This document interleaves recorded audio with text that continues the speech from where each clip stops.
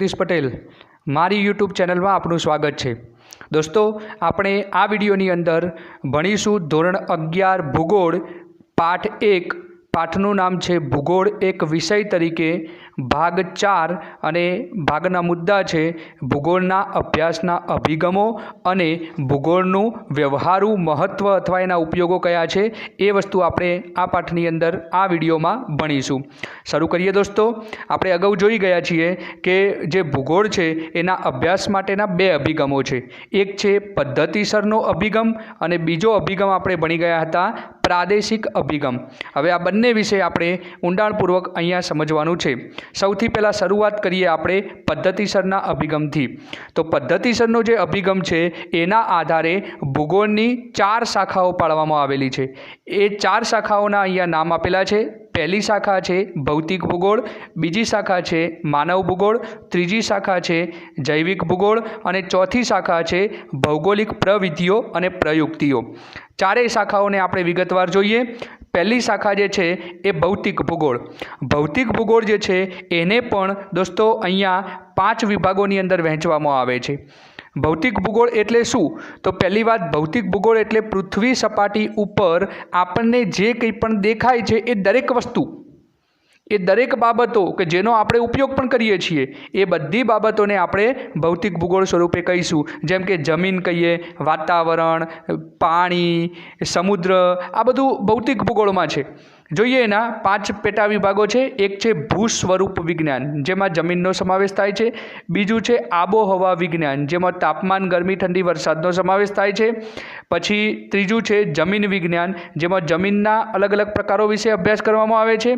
ચોથું છે જળ વિજ્ઞાન, એટલે કે પૃથ્વી પરનું પાણી। અને પાંચમું છે સમુદ્ર વિજ્ઞાન। સમુદ્ર વિજ્ઞાનમાં પણ પાણી છે, પણ એ આખું સમુદ્ર વિશેનું એક અલગ વિજ્ઞાન છે, એના વિશેનો અભ્યાસ કરવામાં આવે છે। દરેક વિભાગો જે છે એ વિભાગોની અંદર શું ભણવામાં આવે છે એના વિશે જોઈએ। તો એમાં પહેલું આપણે જોયું કે ભૂ સ્વરૂપ વિજ્ઞાન। તો ભૂ સ્વરૂપ વિજ્ઞાન આ છે, એની અંદર શું ભણવામાં આવે છે?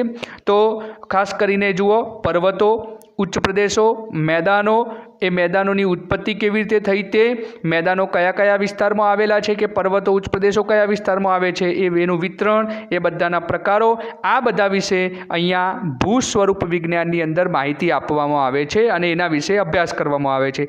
ભૂ સ્વરૂપ વિજ્ઞાન એટલે જમીનનું સ્વરૂપ, જમીનનું સ્વરૂપ એટલે કે ભૂપૃષ્ઠ, અને એના વિશે અહીંયા આપણે આ બધામાં અભ્યાસ કરવાનો હોય છે દોસ્તો। બીજું જે આપણે જોયું આબોહવા વિજ્ઞાન। તો આબોહવા વિજ્ઞાન એટલે આબોહવા, પૃથ્વી પરની જે આબોહવા છે એના વિશેનો અભ્યાસ કરવામાં આવે, એટલે કે વાતાવરણના સ્તરો, ઋતુઓ, હવામાનના ઘટકો, તત્વો જેવા કે તાપમાન છે, હવાનું દબાણ છે, પવનો છે, વૃષ્ટિ એટલે કે વરસાદ છે, ચક્રવાત છે, પવનો, વાવાઝોડા જે આવે છે, સ્થાનિક પવનો જે ધીમા અને વધારે પવનો આવે છે એ સ્થાનિક પવનો છે। આ બધાનો જે અભ્યાસ છે એ અહીંયા આબોહવા વિજ્ઞાનની અંદર કરવામાં આવે છે। ત્યારબાદ ત્રીજો એક પેટા પ્રકાર છે જમીન વિજ્ઞાન।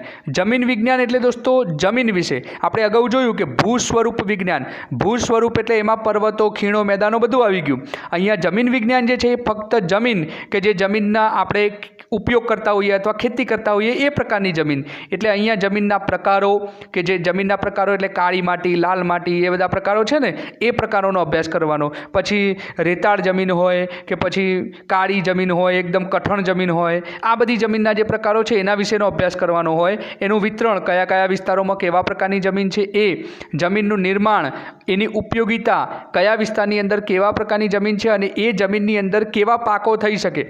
કારણ કે દોસ્તો આપણને ખબર છે કે અલગ અલગ જમીનમાં અલગ અલગ પ્રકારના પાકો ઉગી શકે છે। આપણે બધી જમીનમાં બધા પ્રકારના પાકો વાવી શકતા નથી, એનું ઉત્પાદન લઈ શકતા નથી। તો એ જમીનની ઉપયોગિતા, એના વિશેનો અભ્યાસ જે છે એ આપણે જમીન વિજ્ઞાનની અંદર કરતા હોઈએ છીએ। એના પછી આવે છે ચોથો પ્રકાર છે જળ વિજ્ઞાન। તો જળ વિજ્ઞાન એટલે પાણી, કે જેની અંદર સમુદ્ર, મહાસાગર, નદીઓ, સરોવરો, હિમ નદીઓ, જળ રાશિ, આ બધાનો અભ્યાસ કરવામાં આવે છે દોસ્તો। એટલે કે પૃથ્વી સપાટી ઉપર જે પાણી છે એ પાણીનો અભ્યાસ કરી અને અલગ અલગ પ્રકારના વિસ્તારોમાં અલગ અલગ પ્રકારનું પાણી હોય તો એના વિશેનો અભ્યાસ અહીંયા કરીએ છીએ। પછી આવે છે સમુદ્ર વિજ્ઞાન। આ ભૌતિક ભૂગોળનો છેલ્લો પ્રકાર છે। તો સમુદ્ર વિજ્ઞાન એટલે એમાં ટૂંકમાં સમુદ્ર વિશે ભણવાનું. તો સમુદ્રની અંદર જે ભરતી આવે છે, ઓટ આવે છે, તે મહાસાગરોની અંદર જે પ્રવાહો હોય છે. દોસ્તો તમને નવાઈ લાગશે, આગળ આપણે પાઠ ભણીશું કે મહાસાગરોની અંદર પણ નદીઓ વહે છે, એટલે દરિયામાં નદી આ મહાસાગરના પ્રવાહો છે, તો એ પણ એના વિશેનો અભ્યાસ આપણે અહીંયા કરવાનો હોય છે.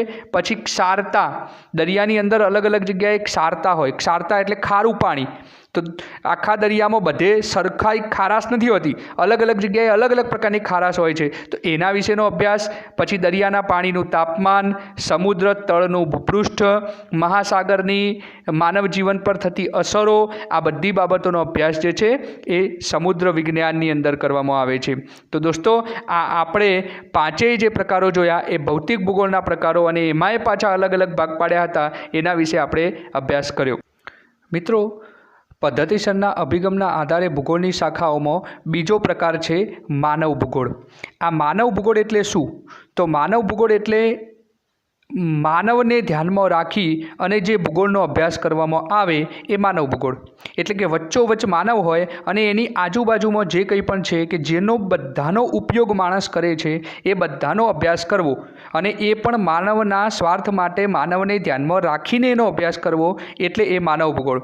મિત્રો, 12મા ધોરણની અંદર આ માનવ ભૂગોળ વિશે આખો આપણે પહેલો પાઠ ભણવાનો છે. હવે અહીંયા જોઈએ તો માનવ એટલે માણસ ક્યાં છે? તો ગામડા, કસ્બા, શહેરો, દેશ, કારખાના, સડકો, રેલમાર્ગો, રહેઠાણ, આ બધું આપણું છે. તો આ બધાનો જે અભ્યાસ છે એ માનવ ભૂગોળની અંદર કરવામાં આવે છે. એ સિવાય આપણે જોઈએ તો સાંસ્કૃતિક ભૂગોળ, કે જેમાં માણસની રહેણીકરણી, સંસ્કૃતિ, બોલી, એ બધું જે ભાષા ને એ બધું આવે છે, તો એ સાંસ્કૃતિક ભૂગોળ. પછી માણસનો સમાજ, ધર્મ, એ સામાજિક ભૂગોળ. વસ્તી વિષયક ભૂગોળ, એટલે કે માણસની જે આખા વિશ્વની અંદર જે વસ્તી છે એ વસ્તી કયા પ્રકારની છે, કેવી રીતે રહે છે, તો એ વસ્તી વિષયક ભૂગોળ. ગ્રામીણ ભૂગોળ એટલે કે ગામડાઓનો અભ્યાસ કરવાનો. શહેરી ભૂગોળ એટલે કે શહેરોનો અભ્યાસ કરવાનો. આર્થિક ભૂગોળ એટલે અર્થશાસ્ત્રને લગતું ધ્યાનમાં રાખી અને માણસ જે પ્રવૃત્તિઓ કરે છે, આર્થિક પ્રવૃત્તિઓ કરે છે, એને ધ્યાનમાં રાખીને અભ્યાસ કરવાનો. ઔદ્યોગિક ભૂગોળ એટલે માણસ જે ઉદ્યોગો ઊભા કર્યા છે એ ઉદ્યોગો વિશેનો અભ્યાસ કરવાનો. કૃષિ ભૂગોળ એટલે કૃષિનો અભ્યાસ, ખેતીને લગતી બાબતોનો અભ્યાસ કરવાનો. માણસ જે વ્યાપાર કરે છે, વ્યાપાર અને પરિવહનને લગતો અભ્યાસ કરવાનો. રાજકીય ભૂગોળ એટલે કે રાજ્યશાસ્ત્રને લગતો અભ્યાસ કરવાનો. આ બધા જે મુદ્દા છે એ બધા મુદ્દાઓનો અભ્યાસ આપણે માનવ ભૂગોળની અંદર કરવામાં આવે છે. વિડાલ દ લા બ્લાસ, એ વિડાલ દ લા બ્લાસ નામના જે ભૂગોળવિદ હતા, એમને એવું કહ્યું કે માનવ ભૂગોળમાં પૃથ્વીને નિયંત્રણ કરનારા ભૌતિક નિયમો તથા પૃથ્વી પર વિકાસ કરનારા સજીવોના પારસ્પરિક સંબંધોનું સંયુક્ત જ્ઞાન સમાવિષ્ટ છે. એટલે એમનો મતલબ એવો થાય કે માનવ ભૂગોળ જે છે એની અંદર શું ભણવાનું? તો પૃથ્વીને નિયંત્રણ કરનારા જે ભૌતિક નિયમો છે, સૂર્ય ઉગે છે, સૂર્ય આથમે છે, ચંદ્ર ઉગે છે રાત્રે, રાત થાય છે, દિવસ થાય છે, આ બધા ભૌતિક નિયમો છે. તો આ બધા જે ભૌતિક નિયમો અને પૃથ્વી પર વિકાસ કરનારા બીજા બધા સજીવો, માણસ સાથેના બીજા બધા સજીવો, એ બંને વચ્ચેનું સંયુક્ત સંબંધો, એને ધ્યાનમાં રાખી અને અભ્યાસ કરવામાં આવે એટલે એ માનવ ભૂગોળ કહી શકાય. બીજા જે ભૂગોળવિદ હતા એલન સેમ્પલ, સ્ત્રી ભૂગોળવિદ હતા, એમણે એવું કહ્યું કે પ્રવૃત્તિશીલ માનવ અને ગતિમાન પૃથ્વીના પારસ્પરિક બદલાતા સંબંધોનું અધ્યયન એટલે માનવ ભૂગોળ. એલન સેમ્પલે માનવ ભૂગોળની વ્યાખ્યા આપતા એમણે એવું કહ્યું કે પ્રવૃત્તિશીલ માનવ એટલે જે માણસ છે એ માણસ તો સવારથી સાંજ સુધી કંઈક ને કંઈક પ્રવૃત્તિ કર્યા જ કરે છે, એટલે માણસ શાંત નથી, એટલે પ્રવૃત્તિશીલ માનવ છે, નવું નવું સંશોધન કરે છે એ માનવ. અને ગતિમાન પૃથ્વી પણ સ્થિર નથી, પૃથ્વી પણ પોતાની ધરી ઉપર બે પ્રકારની પરિભ્રમણની ગતિ કરે છે અને સૂર્યની આસપાસ પરિક્રમણની ગતિ કરે છે. તો આ ગતિમાન પૃથ્વી એ બંને વચ્ચેના જે સંબંધો છે એ સંબંધોનું અધ્યયન કરવું, એનો અભ્યાસ કરવો એટલે માનવ ભૂગોળ. તો આ બંને વ્યાખ્યાઓ જે છે એ પણ એમણે આપી છે માનવ ભૂગોળની. આગળ જોઈએ દોસ્તો, તો ત્રીજો જે પ્રકાર છે એ જૈવિક ભૂગોળ. તો જૈવિક ભૂગોળ એટલે એમાં સજીવોને લગતો અભ્યાસ કરવાનો છે. તો એમાં એક છે પ્રાણી ભૂગોળ, કે જે પ્રાણીઓને લગતો અભ્યાસ આવે છે. પછી છે વનસ્પતિ ભૂગોળ, પારિસ્થિતિકી ભૂગોળ અને પર્યાવરણ ભૂગોળ. પ્રાણી ભૂગોળની આપણે વાત કરીએ પહેલી, તો પ્રાણી ભૂગોળ જે છે એની અંદર વિવિધ પ્રકારના પ્રાણીઓ, જીવજંતુઓ, સૂક્ષ્મ જીવાણુઓ, મનુષ્ય પણ એમાં થોડાક અંશે આવી જશે. તો એનો અભ્યાસ જે છે એ પ્રાણી ભૂગોળની અંદર કરવામાં આવે છે. વનસ્પતિ ભૂગોળની આપણે વાત કરીએ તો વનસ્પતિ ભૂગોળમાં જંગલો અને જંગલોની અંદર થતી બીજી વિવિધ પ્રકારની વનસ્પતિઓ, પછી ઘાસભૂમિ જેવો મોટા પ્રકારમાં છે તો એ ઘાસભૂમિના પ્રકારો, એનું વિતરણ, માનવ અને પ્રકૃતિ વચ્ચે બદલાતા સંબંધો, પ્રકૃતિ જે છે ને એની માનવ જીવન પર થતી અસર, અલગ અલગ પ્રકારની પ્રજાતિઓ જે છે એમનું નિવાસ સ્થાન, એના ક્ષેત્રો, વિકાસ, વર્ગીકરણ, આ બધી બાબતો જે છે એનો અભ્યાસ વનસ્પતિ ભૂગોળની અંદર કરવામાં આવે છે. ત્યારબાદ પારિસ્થિતિકીય જે ભૂગોળ છે એ અને પર્યાવરણીય ભૂગોળ છે એની અંદર શું ભણવાનું? તો એમાં પર્યાવરણીય સમસ્યાઓ, પર્યાવરણ જે છે એની અંદર કેટલા પ્રકારની સમસ્યાઓ પેદા થાય, આપણે અલગ અલગ પ્રકારના પ્રદૂષણ કરીએ છીએ તો એના કારણે તો એ પર્યાવરણીય સમસ્યાઓ, ભૂમિ પ્રદૂષણના પ્રકારો, પર્યાવરણ સંરક્ષણ કરવું તો એના માટેના ઉપાયો, સજીવ પર્યાવરણની ગુણવત્તા, એનું અવક્રમણ જે નુકસાન થઈ રહ્યું છે તે, અને માનવ કલ્યાણ, આ બધી બાબતો જે છે એનો અભ્યાસ આપણે શેમાં કરવામાં આવે છે? પારિસ્થિતિકી ભૂગોળ અને પર્યાવરણ ભૂગોળની અંદર કરવામાં આવે છે. ત્યારબાદ પદ્ધતિસર અભિગમનો એક ચોથો પ્રકાર છે, એની ચોથી શાખા છે ભૌગોલિક પ્રવિધિઓ અને પ્રયુક્તિઓ.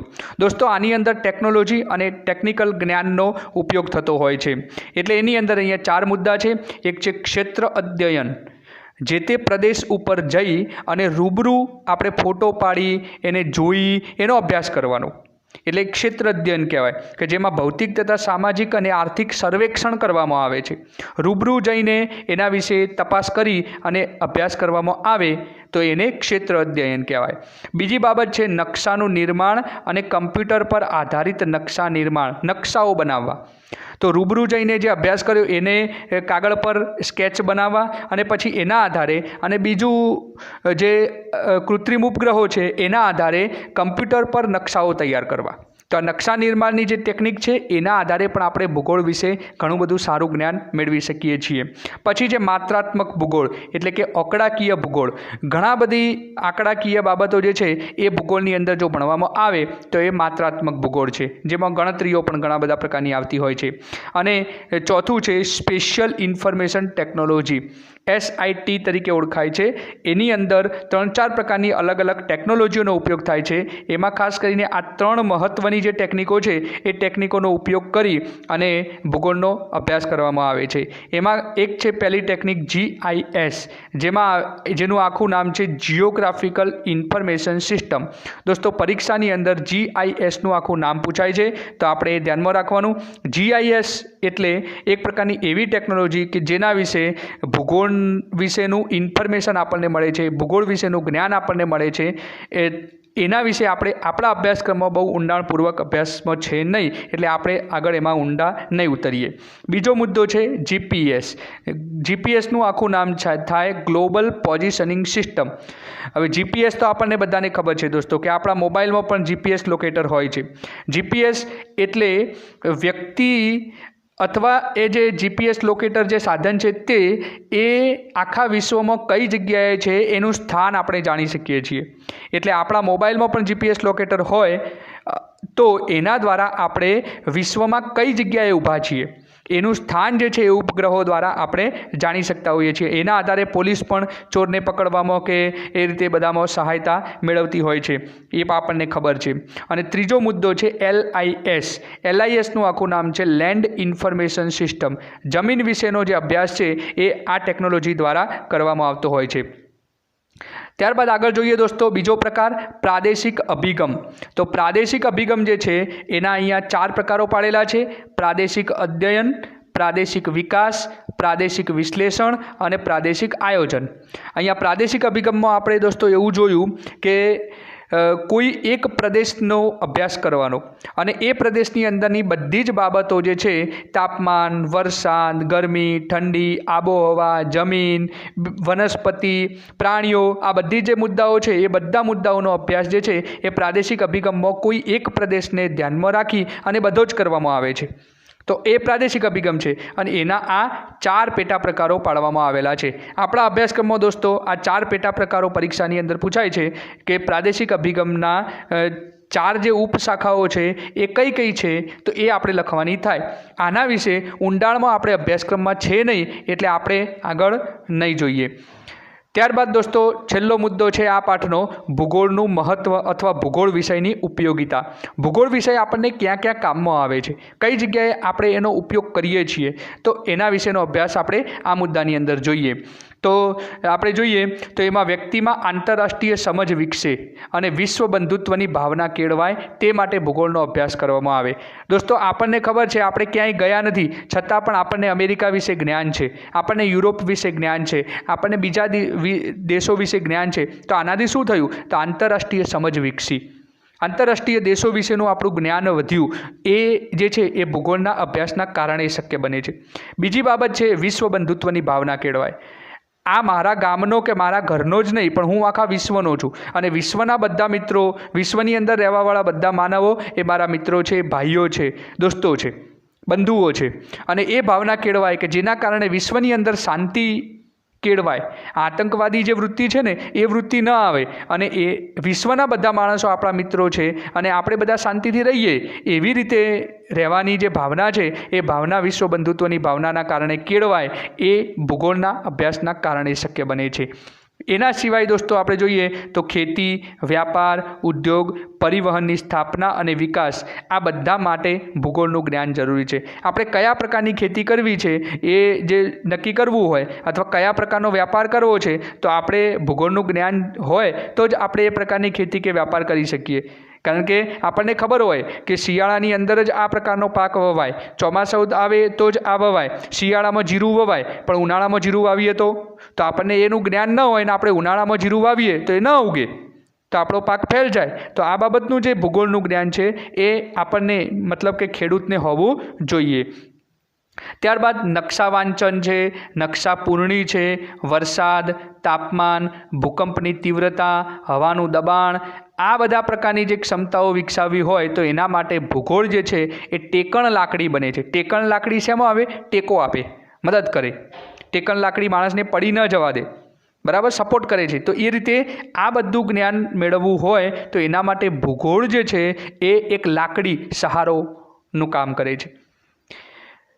આગળ જોઈએ તો ભૂગોળના અભ્યાસથી પૃથ્વીનો ગોળો, પ્રાકૃતિક અને ભૌતિક તત્વોની નિરીક્ષણ કળા જે છે એ વ્યક્તિમાં ખીલે છે. પૃથ્વીના ગોળાનો અભ્યાસ જે છે એ માણસમાં સારો એવો કરી શકે છે અને પ્રાકૃતિક અને ભૌતિક તત્વો જે છે એના વિશે નિરીક્ષણ કરવાની ક્ષમતા. આપણે પૃથ્વી ઉપર જઈએ, આમ જોઈએ તો રોડ ઉપર ચાલ્યા જતા હોય તો આપણને કંઈ ખબર ના હોય અથવા આપણે આપણી ધૂનમાં ચાલ્યા જતા હોય, પણ જ્યારે ભૂગોળનો અભ્યાસ કરવાવાળો વ્યક્તિ હોય ને એ વ્યક્તિ રોડ ઉપર ચાલ્યા જતો હોય ને તો ક્યાંક ખાડો છે તો એ ખાડાની અંદર કેવા પ્રકારની માટી છે એનો અભ્યાસ કરે. કોઈક નવું વનસ્પતિનું વૃક્ષ આવે તો એ વૃક્ષના પાંદડા જોઈએ. વાતાવરણની અંદર કોઈ હવા બદલાય તો એના વિશેનો પણ વિચાર કરે મગજમાં. ચાલ્યો જતો હોય માણસ પણ જો વાદળો આકાશની અંદર હોય તો વાદળો એના વિશેનો અભ્યાસ કરે, એ જોઈએ, એના વિશે નિરીક્ષણ કરે. તો આ નિરીક્ષણ કળા જે છે ને એ ભૂગોળના અભ્યાસના કારણે ખીલે છે. ત્યારબાદ વિશ્વના દેશો જે છે એના વચ્ચે આંતર અવલંબનની સમજ ભૂગોળ આપે છે. વિશ્વની અંદર જે આંતરરાષ્ટ્રીય વ્યાપાર થાય છે, આંતરરાષ્ટ્રીય અવલંબન થાય છે, લેવડ દેવડ થાય છે, એ બધી આપલેની સમજ જે છે ને એ ભૂગોળ દ્વારા આપણને મળતી હોય છે. ભૂકંપ છે, વાવાઝોડું છે, પૂર હોય, દુષ્કાળ આવે તો આ બધી જે આપત્તિઓ છે, મુશ્કેલીઓ જે આવે એના વિશે જરૂરી માર્ગદર્શન એ આપણને ભૂગોળ દ્વારા મળે છે કે જેના કારણે આપણે અગાઉથી એના આગોતરા પગલાં લઈ શકીએ અને આપણે એનાથી બચી શકીએ. તો એના વિશેનું જ્ઞાન જે છે એ આપણને ભૂગોળ દ્વારા પ્રાપ્ત થાય છે. પૃથ્વી ઉપર જે વધતી વસ્તી, જે વસ્તીમાં વધારો થઈ રહ્યો છે, ઘટતી વનસ્પતિ એટલે કે વનસ્પતિ આપણે રોજ કાપીને એમાં ઘટાડો કરી રહ્યા છીએ, ગરીબી, આતંકવાદ, આ બધા જે સમસ્યાઓ છે, આ પ્રશ્નો છે દોસ્તો. તો એ જે પ્રશ્નો છે એ પ્રશ્નોનો ઉકેલ પણ આપણે ભૂગોળના અભ્યાસ દ્વારા જ મેળવી શકીશું.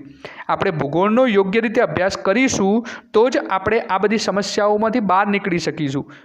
આપણે 12મા ધોરણના વિદ્યાર્થીઓ અથવા 11મા ધોરણના વિદ્યાર્થીઓ હોય તો એ વિદ્યાર્થીઓ તમે ભણો છો એટલે તમને આનું જ્ઞાન છે, પણ જે લોકો ભૂગોળ ભણ્યા નથી એમને આ વિશે જ્ઞાન નથી. આપણને ખબર છે કે પાણીનો બગાડ ન કરવો જોઈએ, વૃક્ષો ન કાપવા જોઈએ, એનાથી આપણને કેટલા બધા પ્રકારનું નુકસાન જાય. એટલે આપણે કદાચ ક્યાંક ચકલી ટપકતી હોય તો એ ટપકતી ચકલીને આપણે બંધ કરીએ, આપણને જીવ બળે કે અહીંયા પાણી વેસ્ટેજ જઈ રહ્યું છે, પણ જે લોકો એમનેમ ગટરમાં ચકલી જવા દેતા હોય કે ગટર ધોવાય એમ કરીને ચકલી ચાલુ રાખે અને એ પાણી વેસ્ટેજ જતું હોય અને કંઈ પણ ન થાય તો એ નવાઈની વાત છે ને. પણ એ નવાઈની વાત નથી, કારણ કે એ વ્યક્તિમાં ભૂગોળનું જ્ઞાન નથી. અને ભૂગોળનું જ્ઞાન નથી એટલે એને આવી પડી નથી કે પાણી વેસ્ટેજ જતું હોય અથવા તો વૃક્ષ ગમે તેમ કાપી નાખતા હોય તો એનાથી જીવ નથી બળતો. પણ આપણો જીવ દોસ્તો બળવો જોઈએ. તો ભૂગોળનું જ્ઞાન આપણે ભૂગોળના વિદ્યાર્થી તરીકે આપણે અહીંયા આપણો પાઠ પૂરો થાય છે. પણ આ પાઠ ભણ્યા પછી તમને એક વાતનું જ્ઞાન ચોક્કસ થવું જોઈએ કે હું પાણીનો બગાડ નહીં કરું, હું વૃક્ષોને નહીં કાપું, નવા વૃક્ષોને ઉછેરીશ, હું પર્યાવરણમાં પ્રદૂષણ બને ત્યાં સુધી ઓછું કરીશ, હું કચરો ગમે ત્યાં નહીં ફેંકું. આવી બધી જે નિયમો છે એ બધા નિયમો થોડાક પાળવા માટે અહીંયા આપણે સંરક્ષિત થઈએ અને ભૂગોળ જે છે એના કારણે આપણે વિશ્વ નાગરિક બનીએ એવી અપેક્ષા સાથે અહીંયા આપણે આ પાઠને પૂર્ણ જાહેર કરીએ છીએ. દોસ્તો, તમને મારો વિડીયો જો ગમ્યો હોય તો આગળના વિડીયો જે છે એના માટે તમે સબસ્ક્રાઈબ કરી રાખો અને ડિસ્ક્રિપ્શન બોક્સમાં જઈને તમને અન્ય વિડીયોની લિંક પણ તમે મેળવી શકશો. પણ દોસ્તો, જો તમને મારો વિડીયો ગમ્યો હોય તો એ મેળવવા માટે આપણી ચેનલને સૌથી પહેલી સબસ્ક્રાઈબ કરો, બેલ આઇકન પ્રેસ કરો અને એમાંથી ઓલ સિલેક્ટ કરવાનું ન ભૂલશો કે જેથી તમને નવા વિડીયોનું નોટિફિકેશન મળતું રહે. રોજ આપણો વિડીયો અપલોડ થશે અને એ વિડીયો જે છે એ આપ જોઈ શકશો. દોસ્તો, વિડીયો જો ગમ્યો હોય તો વિડીયોને લાઇક કરો, કોમેન્ટ કરો અને બીજા મિત્રોને શેર કરો. આવજો મિત્રો.